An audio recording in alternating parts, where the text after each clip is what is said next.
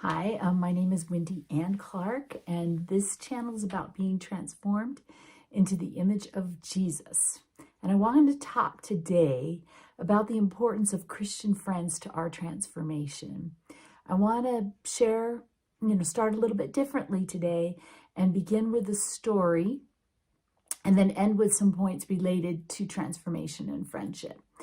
I asked my friend Susan if I could talk about our friendship, and she said she would be honored. So I'm going to talk about that today. I'm going to talk about my friendship with my friend Susan Nuss. Now, I was friends with Susan's husband, Gary, and we all went to church together. I knew their two children, Sarah and Leslie was about the age of my oldest daughter, Haley, and Sarah was a little bit older.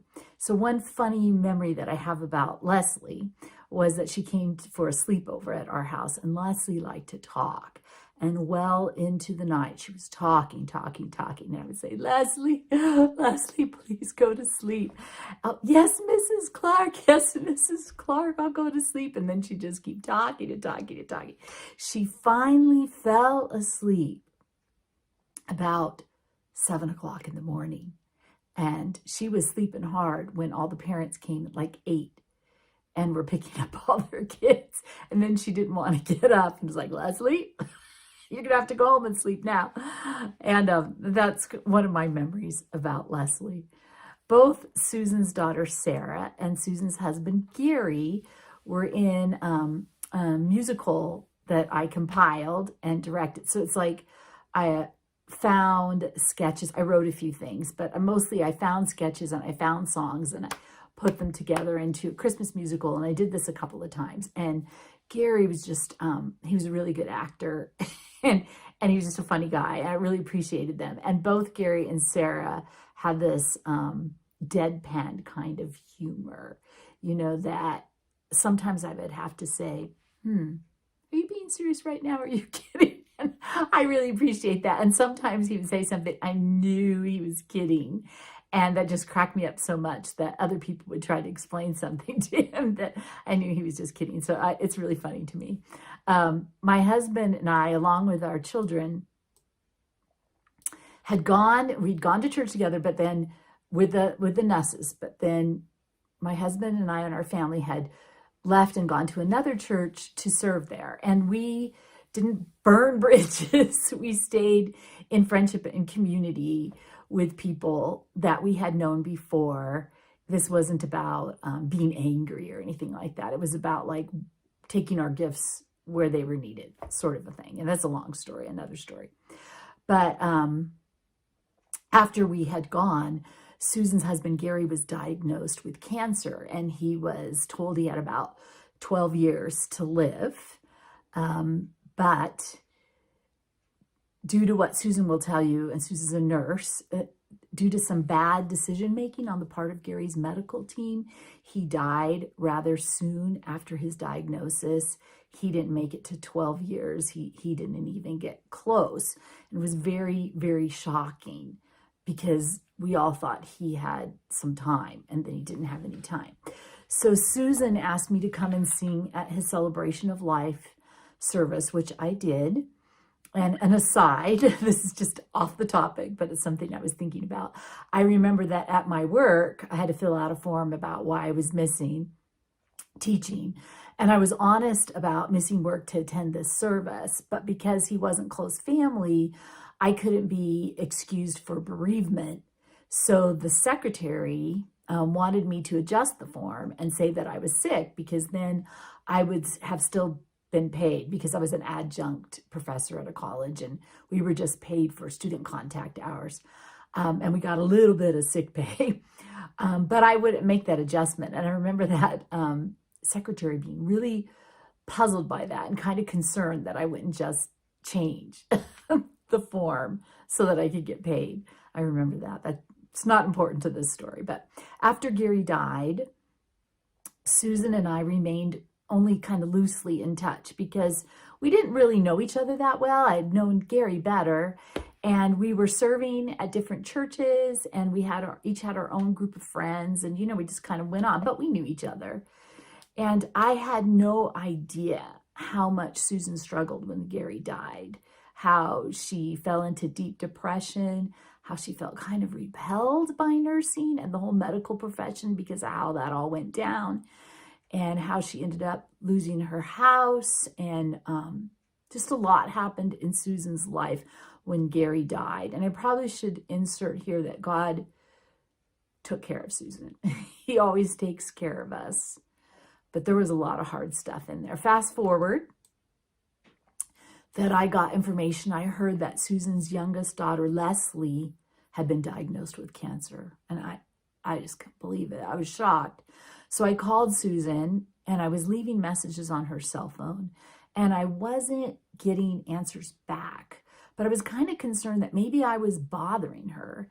And I was, certain that she was surrounded with friends who would be there for her. So I didn't want to bother her. So I didn't know what to do. And then I got a call from another friend who was friends with both of us. And she said, keep calling Susan. She said Susan had lost her phone. Now I know that can be common with Susan. She had misplaced her phone and her voicemail was full. And she started going through her messages and saw that I called her several times. And she was like, oh, she wanted me to call her back. So I did. But before I did, I was praying for Susan and asking God, how can I help Susan? What can I do to help Susan? And I sensed that God was telling me this: just be present. Just be available for whatever she needs. Just be there. And I would come to know this as kind of a very specific ministry that God has for us. The ministry of being present, or coming alongside someone and just being there. Not to have the answers, not to have the right words, not to fix things, just being there and going through something with somebody. Another friend of mine was diagnosed with pancreatic cancer. And in the beginning, she started out with a lot of friends by her side. And she and I were just kind of in the same situation where we were friends, but she had a lot of people that were like closer friends to her. So I don't want to get in the way, be a bother to her. And I had been available to her, like when she was having back surgery and all these back things. And sometimes I would go along with her to her appointments and just sit with her and talk with her. And we had that kind of a friendship. Sometimes I would drive her because she wouldn't be able to drive because of the medication that she was on. So well into her treatment for pancreatic cancer, she called me one day and asked if I would go with her to a chemo appointment. And I said, sure, I'll go with you. It's a long thing. You sit with someone for several hours, but I said I would go with her. And when we arrived at her appointment, the nurse that checked her in said, oh, good, you have someone with you today. And I said, what's going on? I thought you had people coming with you. How long has it been? And she told me it had been a very long time. And she said in the beginning, when she was first diagnosed, she was surrounded with a lot of friends, and she had a lot of friends going with her to her appointments. But then when she just didn't get better, they kind of fell off, and she didn't have people available and to go with her. And maybe they're busy, or maybe, it's hard to go spend a day with somebody. But I felt so sad about that. So I would go sit with her. And she had the kind of prognosis that meant she was going to be doing chemo for the rest of her life, whatever was left of it. She didn't have they weren't talking about you're going to be cured and you're going to be done. So she was going to need people to go with her for a couple of years. And so I started going to her appointments with her, and that ministry of just being present.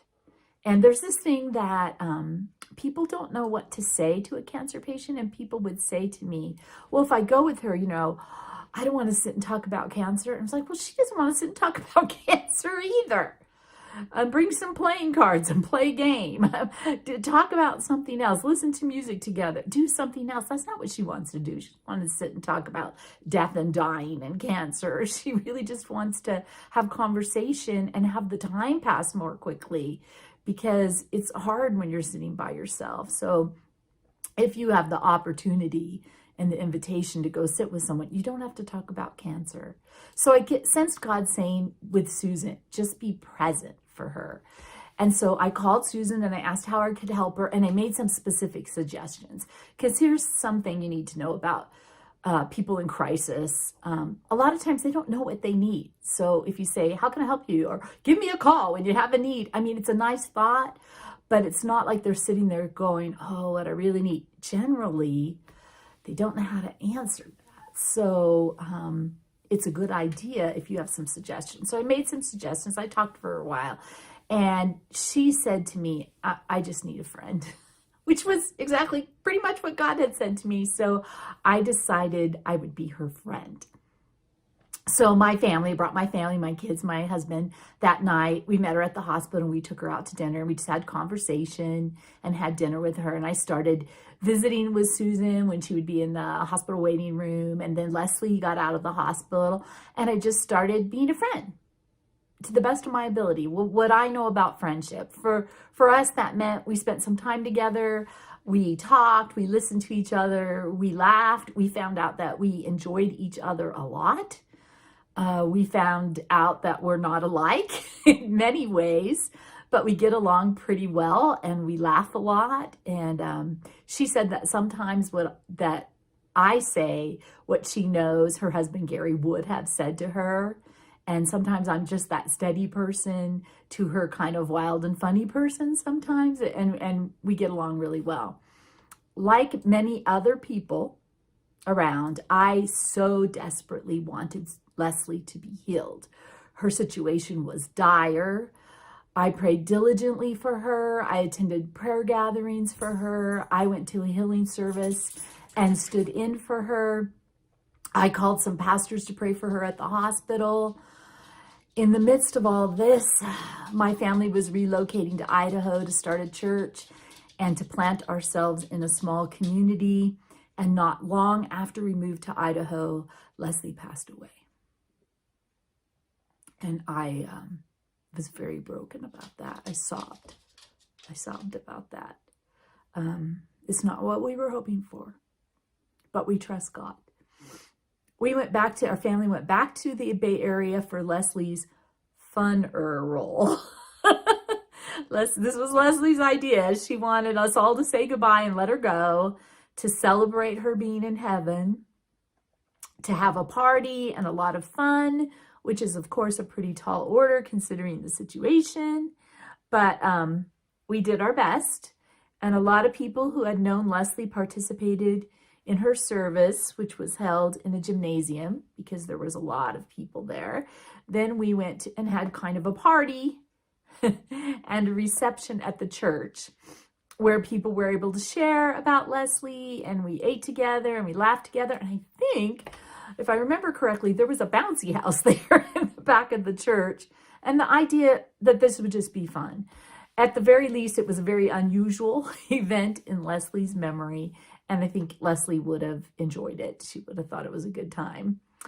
And since that time, Susan and I have become good friends, even though now there's more physical distance between us than there was before. When I was living in the Bay Area, we talk on the phone a lot. We listen to each other. Oh gosh, we encourage each other. And she visits Idaho sometimes. I visit California sometimes. And in order for us to develop a new friendship later in life or older, we both had to be willing to open up and let another person in and to make space for a new friendship. The Bible talks about how we should treat each other. And in the New Testament, it uses this Greek word, which I may not pronounce correctly, allalon, something of that, which includes the idea of mutual or reciprocal, like a healthy involvement of both parties of one another. The Bible talks about that. And the reason that Susan and I became good friends so quickly is because of the mutual nature of our relationship. And a healthy friendship requires a giving and a receiving on both sides. So if you're the kind of person that you give, but you never receive back, that's not healthy. But if you're the kind of person that takes, you're always at the receiving end and never giving, that's not healthy either. So there needs to be kind of a balance, a give and a take. And it's not a completely balanced. I feel like when Susan was more in crisis, I was giving more, and she was receiving more, but we didn't, that was a season, things kind of change. But a healthy friendship has giving and receiving on both sides. You don't have to be just alike to be good friends, because differences can bring perspective. Differences can, oh, there goes my dog again. Sorry. Differences can bring temperance, as in a moderation to our extremes, balance us out. Susan has the gift of mercy, spiritual gift of mercy, and I can be a bit cut and dry and factual. She can soften me up a bit, to see with more compassionate eyes. I have a gift of teaching, and I'm very analytical by nature. Susan can be sometimes a bit fuzzy with the details. I guess that's the best way I can express that. I can help to connect the dots and bring clarity, to sort through the many thoughts and feelings and bring things down to a central idea or to most important points. That's something that I'm good at in our friendship. I'm thinking I'm going to have to pick my dog up because she's being weird. Just a second. Here you can see her, but I'm going to put her down here. But she's knocking everything. She's knocking everything over because she's being weird. Here, see, there's Lily. Okay, and she's caught her claws in my sweater, and we're just having a time here. Okay. So she has the gift of mercy. I have the gift of teaching. We use those things to balance each other out. Susan tends to feel more, and feelings are more of her default position. I tend to think more, and thinking is my default position, but don't make the mistake of assuming that Susan doesn't think or that I don't feel. It's not that she doesn't think and I'm a caring, unfeeling person. It just has to do about our balance and the way that we first go about something more than something else. So don't make false assumptions about us. Susan is a strong advocate for other people around her, especially people who've been through some of the things that she's been through. And I am a strong advocate for Susan. Some people dismiss her or underestimate her or undervalue her. Sometimes they think, oh, she's not that intelligent. Susan's a very smart person. She has a little bit of a shtick where she kind of presents herself as an airhead. She's not an airhead. Don't let her fool you. But sometimes people respond to her that way. So they underestimate her. If you start looking down or condescending to Susan, oh man, that stirs me up to fight on her behalf. It's like fighting words. I don't like that. One connection that Susan and I had then, and we have, is cancer. All of the people she has known who have died of cancer, and it's a lot of people. And then I had cancer when I was in my early 30s.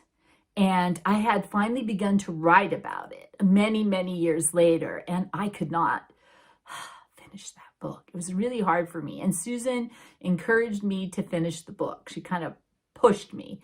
And as I wrote it, I began to think not only about how my story might help someone diagnosed with cancer, but also how I might help those coming alongside someone diagnosed with cancer. So that's kind of my book is just, that book is just kind of my story and my way of going through it with Jesus. So there's a couple questions that come up, why have these things happen to Susan? And they happen to Sarah too. And I'm not ignoring Sarah. It's just today I'm talking about my friendship with Susan. Why did these things happen to her? I don't know. We don't know. We do know this. God will use these things for good in Susan's life because he promises to.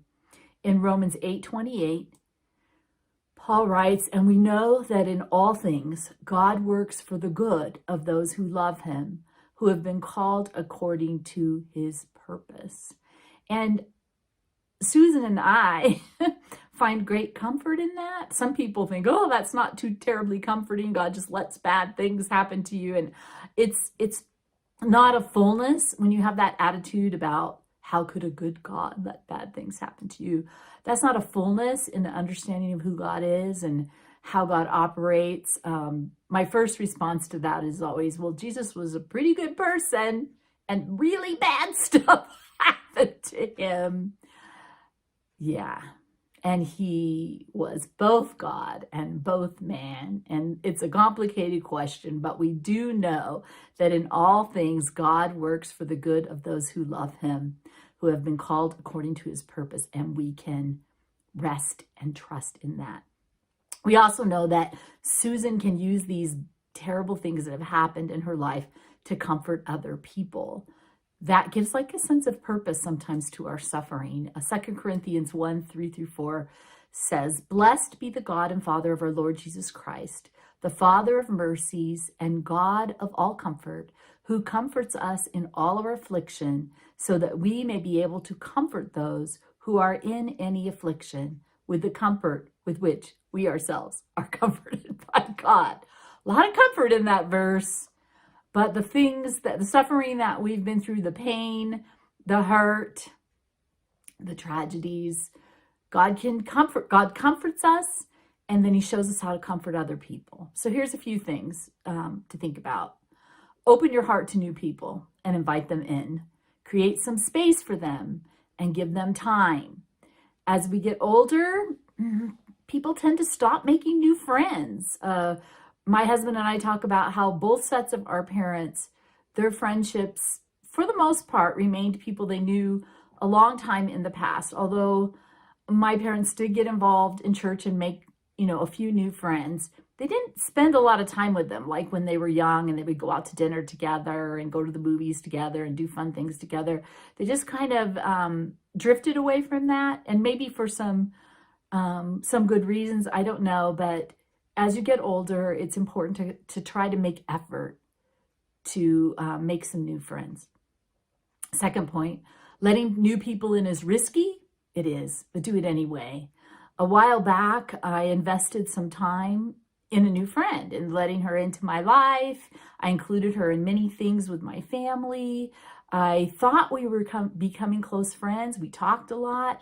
Then suddenly, it seemed sudden to me. It might not have been sudden. Maybe I wasn't watching, but she was offended by me and pretty much gone out of my life. And that kind of hurt because I felt like, well, I didn't see that coming. It was kind of painful, but if she came back today and wanted to spend more time with me, I would welcome her back. I would include her in any way that I could. Because I think friendship's important, and I think even though it's risky, it's worth it in the end. Trust God to use the disappointment in your life for your own good. Resist being offended. Don't easily cut people off for good. They're cut off forever. Don't be too quick to declare that someone is dangerous or an enemy. Be really careful about that. Set reasonable boundaries where boundaries are needed, and there may be a need to set boundaries, but they should be Holy Spirit driven boundaries, not driven by fear or self-preservation or hurt or anger, not those kind of boundaries. And it really does take wisdom to know the difference, and it takes prayer to have wisdom. You really need to give it to God. Point number 3, it takes 10 years to build a 10-year friendship. Don't quit too soon. Don't give up too soon. It takes time. Susan and I started getting to know each other and building a friendship pretty quickly, but now we have been friends, truly friends, I'd say, for about 10 years. And that has involved time and energy. A couple things to know. You can end a friendship by starving it of time and energy. It just can become kind of weak. You can revive a friendship by giving it time and energy if you've kind of drifted away from someone. We all have a limited amount of time, so we need to invest it wisely. And not every relationship is equally worthy of your time and attention. You have to kind of prioritize and think. Friendships get better and richer as you hang in there, and you forgive each other, and you're merciful to each other. And if you are a person who gets easily offended, you will not have deep and rich friendships. In fact, all of your friends might live quite a distance from you, and you might hardly ever talk to them if you get easily offended, because it's easier not to be offended with people you just don't spend time with. That's kind of how that works. Proverbs 19:11 says this: good sense makes one slow to anger, and it is his glory to overlook an offense. And the idea of good sense is wisdom. And glory is something beautiful and honoring and glorious and excellent. So it's this kind of an idea. Wisdom will make you slow to anger, and it's beautiful and honoring when you overlook an offense. So don't be easily offended. Fourth point, prioritize your time and your energy in mutual friendships. Make that your first priority. Those kind of friendships that are healthy and mutual. So cultivate some good Christian friendships where you have a shared biblical worldview, even if you don't see everything the same way, and where you've got a giving and taking. You listen to each other, you both get to talk, that kind of thing. There are some relationships that I have in my life that aren't bad, but they're pretty much one-sided. I tend to do all the listening and the other person does all the talking. I tend to do the giving and the other person does receiving. And I get back very little curiosity about my life from the other side, about what I'm doing and who I am and how I think. There's just not a lot of that going on. And I recognize these relationships for what they are. And I'm not saying they don't have any value, but I prioritize the relationships that are more mutual, where they're going to get more of my time and my energy. I have friendships with unbelievers, but they are not my deepest and my closest friendships. And I'm friendly with people who are quite far from God, but I'm not influenced by them. They're not influencers in my life. 1 Corinthians 15:33 kind of warns about that. It says, do not be deceived. Bad company ruins good morals. And it's in the context of who you hook up to, who you hang out with, who are the most important people in your lives. Here are some things that the Bible has to say about how we should be with one another. Mutual kind of caring for each other. And it's talking to believers. Love one another. That's John 13:34, but this command is about 16 times in Scripture. Love one another. Be devoted to one another. Romans 12:10. Honor one another above yourselves. Also Romans 12:10. Live in harmony with one another. Romans 12:16. Build up one another. Romans 14:19 and 1 Thessalonians 5:11. Be like-minded towards one another. Romans 15:5. Accept one another. Romans 15:7. Admonish one another. Romans 15:14 and Colossians 3:16. Greet one another. Romans 16:16. Care for one another. 1 Corinthians 12:25. Serve one another. Galatians 5:13. Bear with one another's burdens. Galatians 6:2. I'm moving down the list here. Forgive one another. Ephesians 4:2 and 32. Colossians 3:13. Be patient with one another. Ephesians 4:2 and Colossians 3:13. Speak the truth in love. Ephesians 4:15 and 25. Be kind and compassionate to one another. Ephesians 4:32. Speak to one another with psalms, hymns, and spiritual songs. Ephesians 5:19. That's like singing to each other. Submit to one another. Ephesians 5:21 and 1 Peter 5:5. Consider others better than yourselves. Philippians 2:3. Look to the interests of one another. Philippians 2:4. Bear with one another. Colossians 3:13. Teach one another. Colossians 3:16. Comfort one another. 1 Thessalonians 4:18. Encourage one another. 1 Thessalonians 5:11. Exhort one another. That's the idea of be of good comfort to each other. Hebrews 3:13. Stir up or provoke, stimulate one another to love and good works. That's Hebrews 10:24. Show hospitality to one another. 1 Peter 4:9. Employ the gifts that God has given you for the benefit of each other. 1 Peter 4:10. Clothe yourselves with humility toward one another. 1 Peter 5:5. Pray for one another. James 5:16. Confess your faults to one another, also in James 5:16. And I'm struck by, in going through this list, and this isn't an exhaustive list, but it's a lot, and it's the positive commands. There's some negative commands that say, don't do this and don't do that, and don't do this. And there's a list there too. But I'm struck by this list, how many of these things that Susan and I do for each other, that we have that kind of a friendship for each other. And that would be worth thinking about and talking about in greater depth. But today, I'm going to close with a song that I wrote for my friend Susan. And I'm going to need to record that separately because I'm going to have to move over to my piano and maybe set up some lighting or something. So it might look a little bit differently than this video. And sometimes I have to make a shift and the light and the angle will be different. So just overlook that. I know that in my very first video, I had to refilm a last portion and I'd lost all my natural light. It just doesn't, it looks different. It doesn't look very good in comparison, and it's just what it is. So just take it for what it is. So I'm going to end with this song that I wrote for my friend Susan.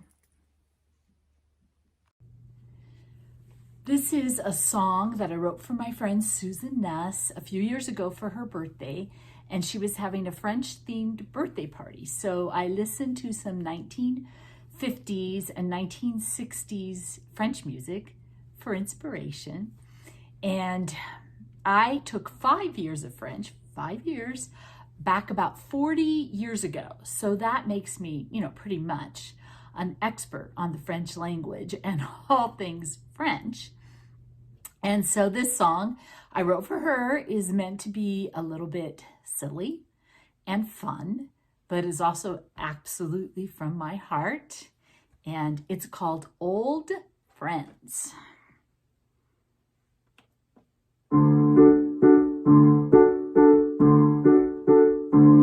Je t'aime, my friend. Je t'aime, my friend. Sometimes I wonder why I didn't know you back when I was 10. Je t'adore, my